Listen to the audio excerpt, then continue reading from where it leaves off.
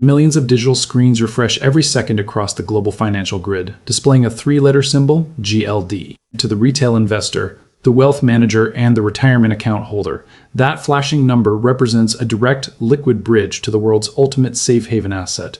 The marketing materials describe fortified vaults beneath London where rows of fine bullion rest on reinforced steel shelves, precisely weighted to safeguard wealth from the structural decay of fiat currency. It is a deeply comforting architecture. It is also a profound legal illusion. The institutional ledger verified that every share was fully backed by physical bars.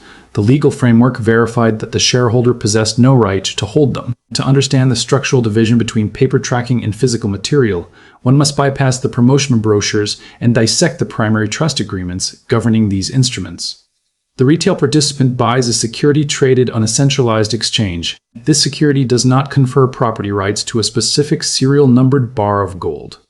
It represents an undivided beneficial interest and a closed-loop trust.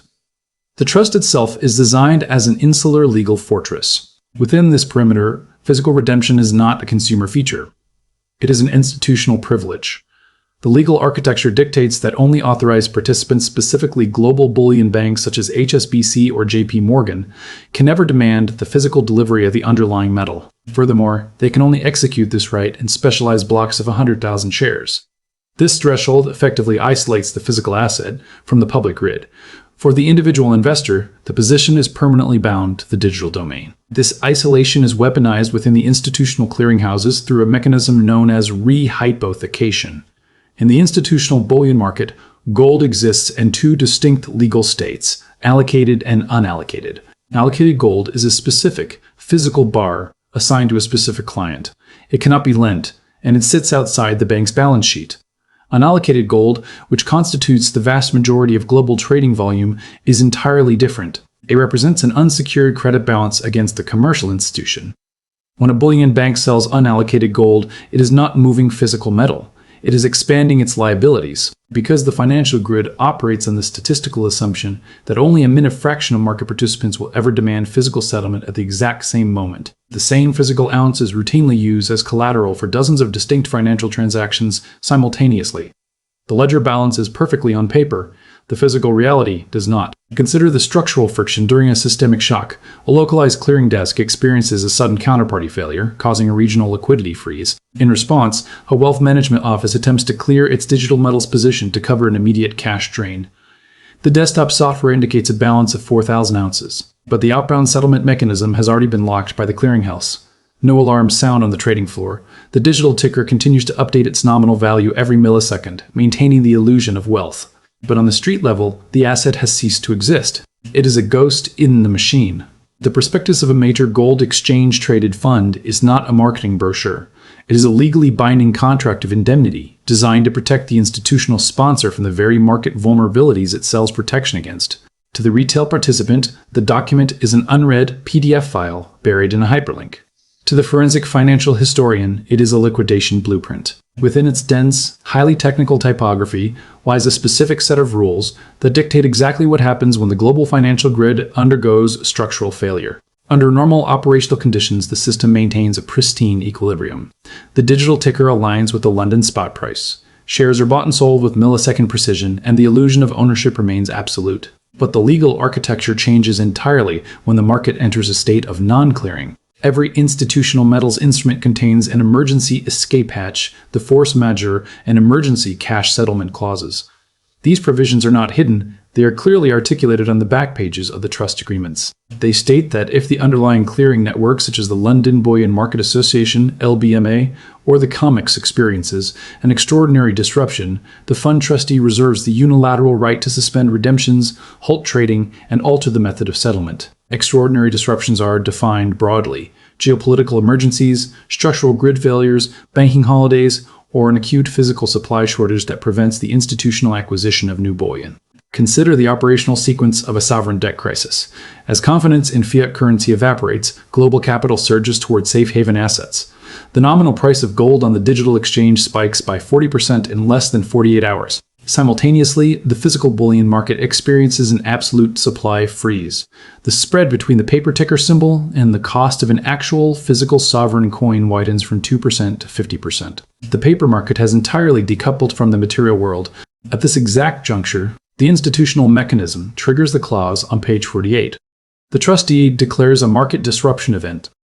Trading halts on the centralized exchange. The paper position is frozen, preventing the investor from selling their shares on the open market. Then comes the asymmetric resolution. The prospectus explicitly states that if the trust cannot securely verify, allocate, or liquidate physical gold during a prolonged market suspension, it is legally permitted to dissolve its liabilities by paying out the cash equivalent based on the last recorded market price prior to the suspension. The institutional structure does not default. It functions exactly as designed. When gold skyrockets because the dollar is dying, they have the legal right to pay you out in dying dollars. The capital that the investor allocated to insulate themselves from fiat degradation is returned to them in the exact medium of that degradation. The volume of currency received matches the digital ledger precisely, but the purchasing power of those notes inside the physical economy has already collapsed. The digital account shows a successful credit transaction. The local economy requires an asset class that no one is selling. It was not a theft of property. It was a contractually agreed-upon liquidation. At 10:10 a.m. on April 5, 1933, a presidential signature stripped the word private from the element gold across the United States. Executive Order 6802 was not an abrupt, irrational dictatorial whim. It was the logical culmination of a central banking system running out of physical liquidity under a rigid monetary standard. The Federal Reserve architecture required a 40% gold backing for its circulating currency notes. As bank failures rippled across the American interior, panicked citizens demanded the ultimate settlement asset, pulling physical coin out of the banking perimeter. The gold was leaving the system. To save the institutional grid from total self-liquidation, the state had to change the fundamental rules of property. The legal mechanism was comprehensive. The order required all individuals, partnerships, and corporations to deliver, on or before May 1, 1933, all gold coin, gold bullion, and gold certificates to a Federal Reserve Bank or branch. The compensation was fixed at the nominal exchange rate of $20.67 per troy ounce. Once the physical metal was safely centralized within the state's vaults, the legal trap closed. The Gold Reserve Act of 1934 was enacted immediately afterward, revaluing the price of gold to $35 per ounce. The state did not discover new gold. It simply devalued the dollar by 41% overnight. The sovereign balance sheet was repaired by transferring the purchasing power of the populace directly to the Treasury. The mechanism was macroeconomic. The execution was devastatingly concrete. On the morning of April 24, 1933, at the marble teller counter of the Continental Illinois Bank in Chicago, a 62-year-old hardware merchant named Arthur Miller unbuttoned his heavy woolen overcoat. He placed a small drawstring leather pouch onto the brass scale. Inside were 24 St. Gaudens double eagle coins accumulated over 3 decades of commercial trade. The teller counted them mechanically, slid them across the oak partition, and handed Miller 11 crisp green Federal Reserve notes with a total face value of $490. Miller did not argue. He tucked the paper into his breast pocket and walked out into the gray Chicago drizzle. Behind the partition, the heavy brass coins were tossed into a wooden crate destined for a federal melting furnace. His multi-generational family security had been reduced to ink on paper. The lesson of 1933 is that when a system faces an existential choice between its own survival and the preservation of private property rights, it will choose its own survival every single time. It does not require a military coup. It requires a pen. Crucially, the historical record reveals that the centralization of an asset is the absolute prerequisite for its seizure. In 1933, the operational friction of the physical world slowed the state's hand. The government had to rely on voluntary compliance, social stigma, and the physical transit of heavy metal through post offices and bank branches. Even then, millions of ounces remained hidden under floorboards because the asset was decentralized. Today, that physical friction has been completely engineered out of the landscape. In a digital metals environment, a centralized gold fund represents a perfect, friction-free target. There are no safe deposit boxes to search. There are no leather pouches to weigh. The entire asset class sits on a handful of institutional balance sheets governed by a single regulatory jurisdiction. A single administrative directive can reclassify, freeze, or convert those balances in a millisecond. The trap is pre-installed. The individual who attempts to bypass the digital network faces an immediate operational reality, the physical bullion grid. On paper, a troy ounce of gold has a fixed spot price set by institutional trading desks. In reality, that price assumes perfect, friction-free counterparty settlement between global central banks. The moment a retail market participant seeks physical delivery, they encounter the spread. This premium is not a mere transaction fee. It is a live diagnostic gauge measuring the systemic anxiety of the network. During periods of equilibrium, the premium is negligible. During a confidence crisis, the premium detaches completely from the paper spot price. The market divides further into pure bullion and numismatic or semi-numismatic coins. Institutional marketing often conflates the two under the broad umbrella of tangible wealth. Pure bullion tracks the raw weight of the elemental metal. Numismatic items carry an artificial scarcity premium based on historical collectible value. During an acute currency dislocation, that collectible premium collapses to zero. The market drops its aesthetic valuations. It counts only the grams of pure element. In October 2008, outside a precious metals dealer on Munich's Maximiliansplatz, a line of 48 individuals extended past the limestone pillars. The digital spot price on the interior monitors reads $730 an ounce. The dealer has scrawled a new figure onto a cardboard card in the window. 910 euros for an Austrian Philharmonic coin, cash only. Delivery is deferred by 14 business days. A man at the front of the queue counts 20 euro notes under the counter. He does not ask about collectible value.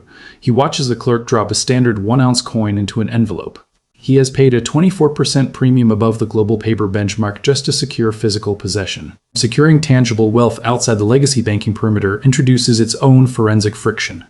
To achieve true unencumbered custody, the asset must exist completely disconnected from institutional administrative registries. Safe deposit boxes inside commercial banking facilities are bound by the same legal architecture as standard checking accounts.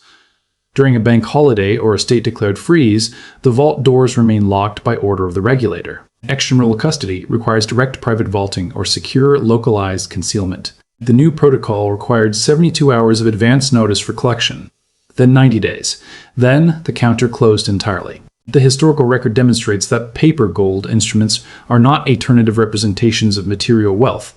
They are highly specialized debt instruments designed to protect institutional clearinghouses from physical depletion during systemic distress. Today, global financial asset values outnumber physical base assets by a ratio unprecedented in commercial history, while the legal language governing modern brokerage accounts increasingly prioritizes clearinghouse continuity over individual property registration. The architecture leaves no room for ambiguity.